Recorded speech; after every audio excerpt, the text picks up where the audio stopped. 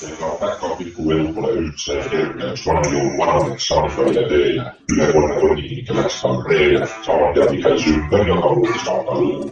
Vana jõuluvana loovis tõsta saali teele, poleks pidanud tõstma nüüd tal muidu selle luu. Vana jõuluvana see nägi päkapikku, tahtis talle helistada, aga see kadus kurku. Jõuluvana üritas siis terveks teha kurku, aga saaded viskid sinna kuivast seda kõrti. Sõitsis jõuluvana nüüd sõitis vastu kuu.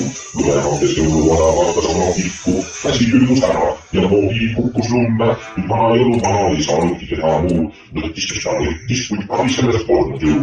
Vana jõuluvana vaatas üles väärast lähti, oleks pidanud ta vaatama jääma, kas seal sadas vastu tatti.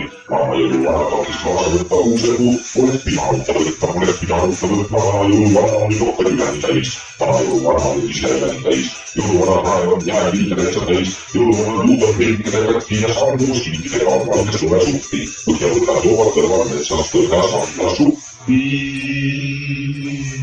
Lapsed aga ootavad ja ootavad.